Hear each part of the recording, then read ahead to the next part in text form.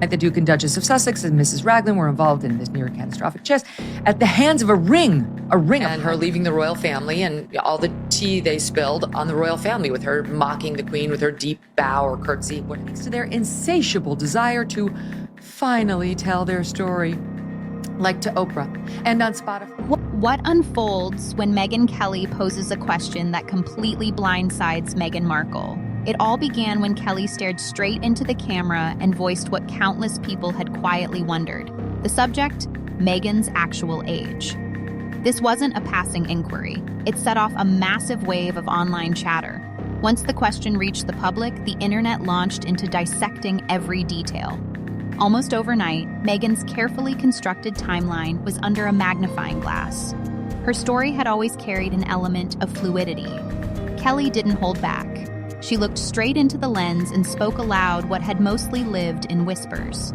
Was Meghan Markle's history being continuously adjusted, almost like a record rewritten far more often than anyone might expect? The truth about shaping a public image is that once cracks appear, they tend to multiply rapidly. Meghan may not have been ready for the avalanche of investigation that followed, but here's where it gets more intriguing. This could only be the opening act. To see how deep the mystery truly runs and uncover other irregularities hiding in plain view, make sure you tap the like button and subscribe with alerts on, because what's coming next could completely shift your perception of this story. Today seemed like the right time to confront a theory many have been quietly speculating about Meghan. And trust me, you won't want to miss what comes next. The Duchess likely never anticipated this intensity of scrutiny. She had invested years into crafting what she thought was a solid foundation. Meghan had deliberately positioned herself as a progressive figure who could inject fresh thinking into long-standing institutions. Someone able to bridge contrasting worlds and appeal to people from diverse walks of life. The entire effort was supposed to rest on confirmed information, formal records, verified dates, and details simple to authenticate. Now, Meghan Markle, the so-called Montecito Duchess, has again delivered what some critics describe as a masterclass in portraying herself as a victim, wrapped neatly in podcast form. She had constructed a public story that looked polished and consistent, though beneath the surface it contained more tweaks and edits than one would expect for such a high-profile persona. Her approach was anchored in the belief that she could manage her story through calculated messaging and perfectly chosen timing. She became at ease with the assumption that her official version would be taken at face value, without exhaustive fact-checking. Meghan grew accustomed to steering the narrative on her own terms, making sure the most flattering parts of her background were always given top billing. The many alleged contradictions of Meghan Markle form today's central discussion. Throughout her life, she had maneuvered across multiple career lanes and public roles, from her time in acting to her involvement in humanitarian projects, and from Hollywood red carpets to the royal household. She repeatedly found ways to showcase herself in a positive light. From her viewpoint, she demonstrated consistent skill at presenting her story and maintaining public goodwill in varying circumstances. But what Meghan may not have fully grasped was that certain roles attract an unmatched degree of examination, levels of scrutiny far beyond what ordinary celebrity culture brings. At that stage, every single detail faces inspection. Each timeline is compared against available records, and any inconsistency is amplified in the court of public opinion. The fact is, Meghan had grown confident in orchestrating how her history was shared, controlling both timing and narrative. But she may have misjudged how relentlessly modern audiences probe the lives of those who step into institutions guided by centuries of precedent. What we see here is a clash. Meghan's curated narrative running up against relentless verification. Despite what she believed was successful narrative control, she may not have realized that a single overlooked fragment of her past could ignite wide-ranging analysis of her timeline, generating questions she never foresaw addressing. And it was indeed one seemingly ordinary image that triggered the snowball. Ironically, it was probably something she once considered harmless. That picture came from Northwestern University's Salsa Club. At first glance, it looked like the most innocent snapshot imaginable, cheerful students enjoying dance lessons together. In Meghan's mind, this was likely a fond memory, the kind of photo that underscored her well-rounded education and varied interests. Here was tangible proof she embraced cultural experiences and mingled with fellow students in fun activities. To her, it probably reinforced authenticity, presenting her as a typical college participant involved in campus life. In fact, when the image first appeared online, she may even have welcomed it as another upbeat relic of her past. It showed her relaxed, natural, and engaging in something enriching during her formative college years. But what Megyn didn't foresee was that others would look beneath the surface of this apparently simple memory. She likely never imagined that people would start analyzing the age range of her dance classmates. To her, it was just a group of students enjoying salsa. However, this is precisely where her public narrative started facing unexpected challenge. Observers began digging deeper into the photo. What they discovered raised eyebrows. Many of those pictured were born in the early 1970s, which places them today in their early 50s. By itself, demographic details might not attract attention, except for one crucial factor. Megyn's official year of birth is 1981. That produces nearly a decade's gap between her declared age and the apparent ages of her companions. The twist that made the matter even more absorbing was that she didn't seem out of place in the group. She wasn't visibly younger or awkwardly positioned among people from an earlier generation. Instead, she blended seamlessly, appearing fully integrated with classmates from that demographic. It was as though someone who should be visibly younger looked entirely at home among an older set, with no obvious age-related distinctions in sight. Yet the timeline doesn't quite match up. If the official data is accurate, Megyn ought to have stood out as noticeably younger than most of her companions. This single photo therefore cast doubt on the foundation of her official timeline.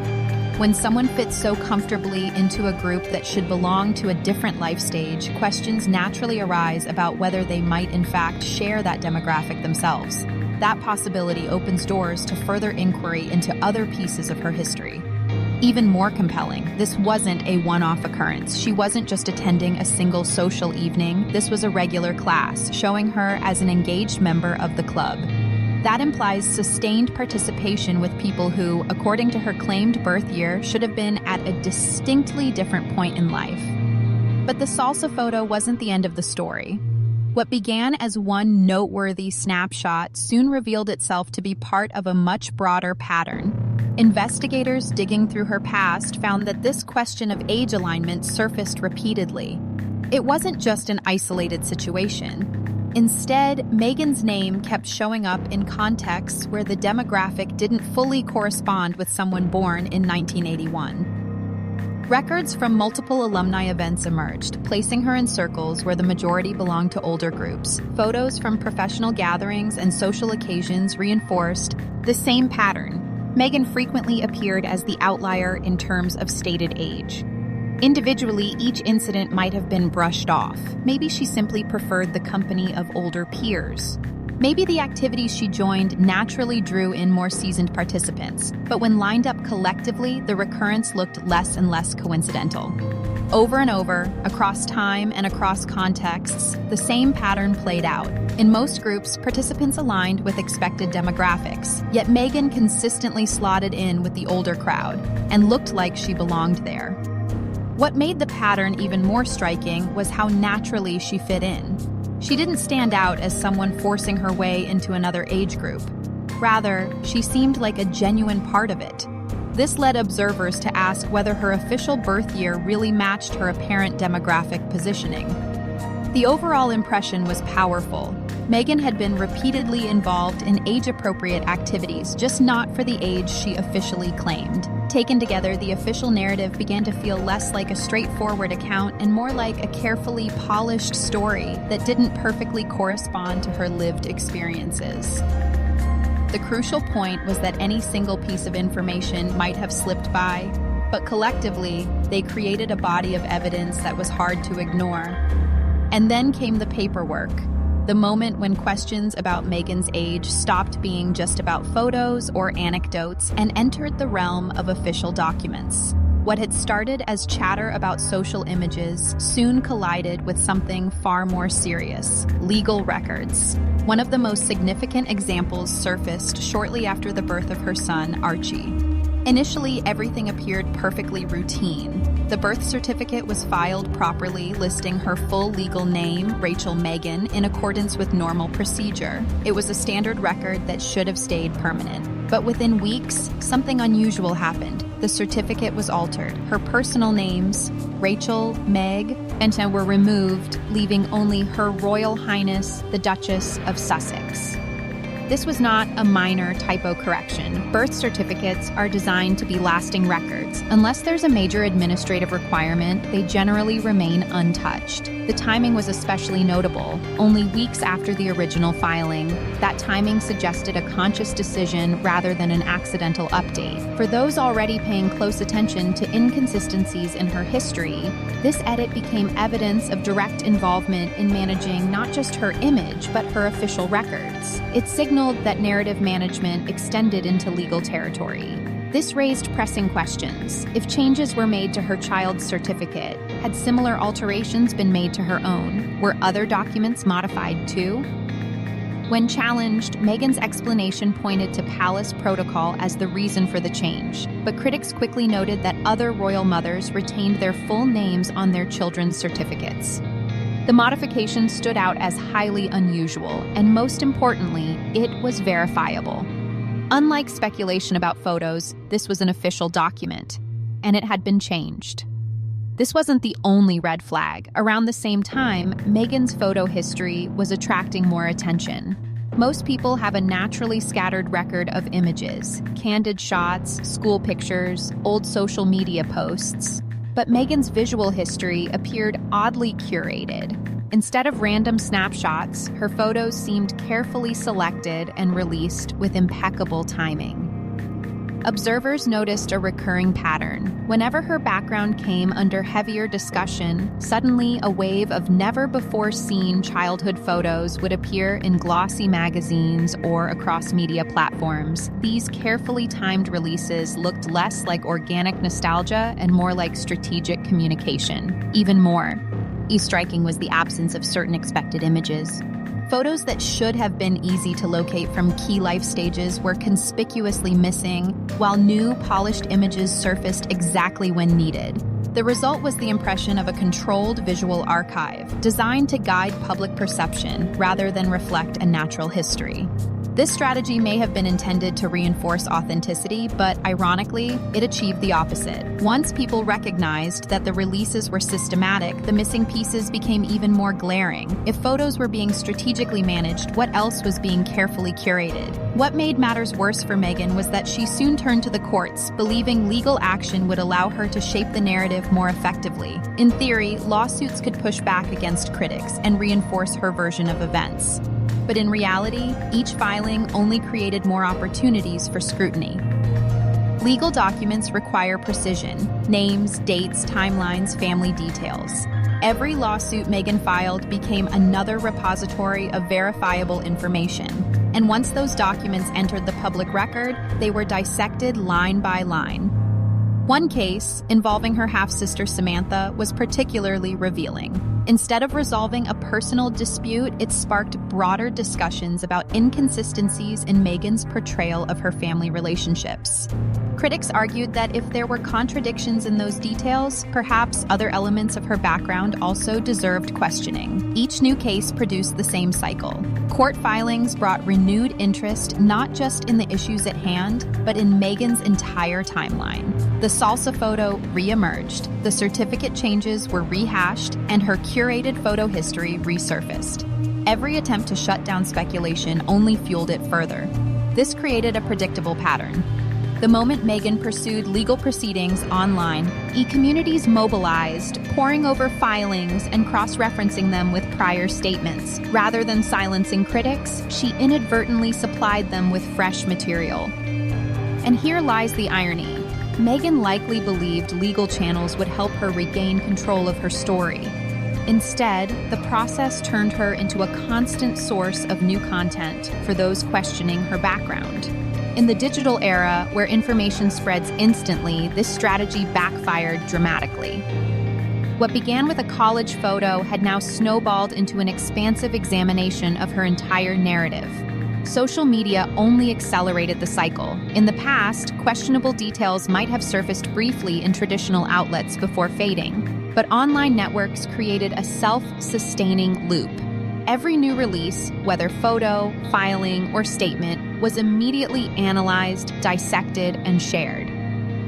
What made this digital scrutiny particularly powerful was its collaborative nature. This wasn't limited to journalists or biographers.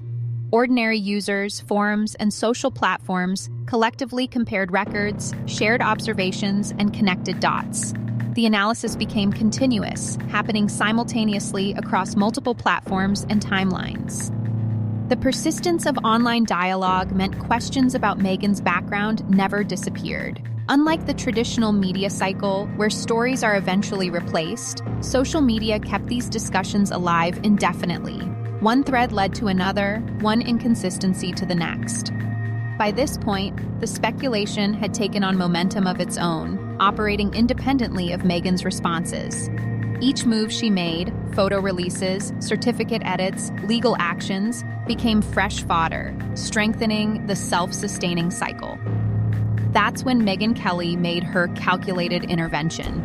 Watching all of this unfold, she identified the perfect moment.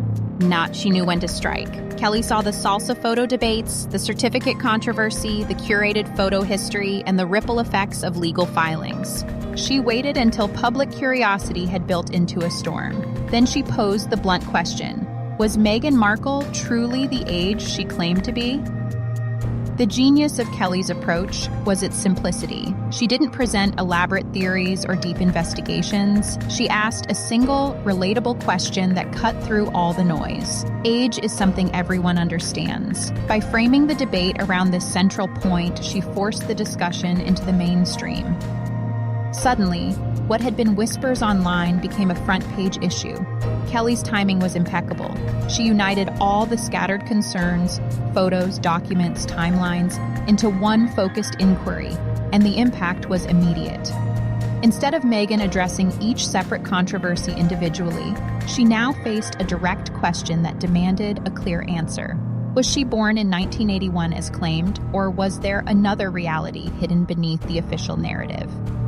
What made Kelly's tactics so effective was that it didn't come across as an accusation. She framed it as a matter of clarity. By doing so, she preserved her own credibility while forcing Meghan into an uncomfortable corner. For Meghan, the challenge was immense. If she ignored the question, speculation would only grow. If she addressed it, she risked drawing even more attention to the very issue she wanted to avoid. Either way, Kelly had spotlighted the weakest point in her narrative management. This shifted the conversation from niche online debates into a mainstream dialogue about accuracy, transparency, and trust. The question wasn't just about a single date of birth, it was about whether the Duchess's carefully crafted public identity could withstand basic factual scrutiny. And here lies the deeper significance. If Meghan's birth year were indeed misstated, it wouldn't just be a minor error. It would represent a fundamental flaw in her biography, a disgrazo. Pansy of several years would change how her Hollywood career was perceived, how her royal story was framed, and how her entire public image was understood. Instead of being seen as a younger actress on the rise, she would have been navigating an industry notorious for age bias at a much later stage. Instead of a fresh, modern Duchess introducing contemporary values into tradition, the image would shift to one of calculated presentation, designed to emphasize youth and relatability. The ripple effects would stretch into official royal documentation as well. These are institutions with long-established procedures for verifying information. If inaccuracies had slipped into those records, it would suggest far more than casual misreporting. It would point to systemic inconsistency. Every birthday acknowledgement, every public statement referencing her age, every element of her life story tied to that timeline would have to be re-examined. And that's why Kelly's question resonated so widely. It wasn't simply curiosity. It touched the core of whether Meghan's public narrative was truly authentic or carefully manufactured. If the alternate birth years being circulated, 1975 or 1977, turned out to be accurate, then Megyn wouldn't be the 44-year-old duchess she claims. She would instead be in her late 40s, which drastically alters the lens through which her story is viewed. Her Hollywood path would appear differently. Rather than a younger performer breaking into an unforgiving industry, she would have been navigating a space historically known for limiting opportunities for women as they grow older. The modern duchess narrative would take on an entirely new context, less about youthful perspective and more about calculated image construction. And the implications would extend beyond Hollywood. The royal framework itself would look different, institutions built on sea. Entries of protocol conduct detailed vetting of biographical records. If inaccuracies slipped through there, this would move the discussion beyond media image making and into questions of accuracy within official royal documentation. Every celebration of her age, every timeline cited in speeches, every biographical reference in public ceremonies, all would require rethinking if the speculation proved true. This wouldn't be dismissed as a handful of minor oversights. It would represent systemic inconsistency in biographical records maintained over decades. And that presents Megyn with a nearly impossible communication challenge. If any of the speculation is correct, no amount of public relations or media interviews could resolve it. It wouldn't be a matter of opinion. It would be a question of fact, enshrined in official documentation. The age discussion therefore symbolizes something broader, the limits of narrative management in a digital world. Megyn sought to construct a positive, controlled image, but in trying to manage the story, she may have inadvertently highlighted the very inconsistencies she hoped to downplay. Let's revisit the pieces that brought us here. The salsa photo with older classmates, the unexpected changes on Archie's birth certificate, the carefully timed release of old photos, the legal filings that exposed new details. None of these alone might have been enough to spark widespread suspicion, but together, they built a pattern that looks coordinated rather than coincidental. Megyn's career has always relied on precise storytelling. Every element of her background was presented as part of a cohesive narrative designed to resonate with audiences. But when observers begin connecting the dots, that story starts to look more like a puzzle with pieces that don't quite fit. The broader communication problem is clear. Every time Megyn tries to address speculation, her response generates new questions. Efforts to correct the record or release supportive information only draw more attention to gaps in her history. The strategy that once appeared effective, carefully controlling information, has now become part of the controversy itself. Megyn Kelly's role was pivotal. By distilling years of fragmented suspicion into one straightforward question, she reframed the entire debate. Age isn't just a number here. It is a symbol of whether Megyn's broader narrative is grounded in verifiable truth. For Megyn, the stakes are high. If questions about something as basic as her birth year gain traction, then by extension, every other aspect of her biography comes under suspicion. Was her education portrayed accurately? Were career milestones framed to emphasize a particular narrative? If foundational facts are in doubt, audiences wonder what else might have been coordinated. Now, Megyn faces a scenario where each move she makes is analyzed for hidden meaning. Each attempt to steer attention risks amplifying the very doubts she hopes to quiet. The more polished her response, the more it fuels assumptions that something is being concealed. This is the paradox of managing image in the internet age. Instead of resolving controversies, each new statement or lawsuit prolongs them because the digital environment never moves on. Discussions about her timeline aren't replaced by newer stories. They remain active, ready to resurface with every new development. Which leaves us with a fundamental question. Can Megyn ever regain control of her own story? Or has the narrative she built now evolved into something she can no longer manage? Because what began as whispers about a college photo has grown into a comprehensive reevaluation of her public identity. And once questions about inconsistencies take root, they rarely disappear. They become part of the larger conversation, an enduring reminder of the gap between appearance and documentation. So here we are. A duchess who once seemed to control her narrative now finds herself defined by questions she cannot easily dismiss. Whether or not Megyn Kelly's blunt observation proves accurate, the conversation has already shifted. The inconsistencies have been noticed, and once they're noticed, they tend to stick. The story Megyn hoped would inspire has instead become an example of how carefully crafted image management can collapse under digital scrutiny. In a world where every document, photo, and filing is subject to collective analysis, authenticity becomes the only durable defense. What do you think? Are these just coincidences that internet communities have exaggerated, or do they point to something deeper about accuracy and transparency in public life? Share your thoughts in the comments below. I'd love to hear different perspectives on complex stories like this. If this breakdown helped clarify how modern media analysis works, remember to like and subscribe for more coverage that explores stories from multiple angles. And don't forget to turn on notifications, because situations like this often continue to evolve and new details may surface at any time.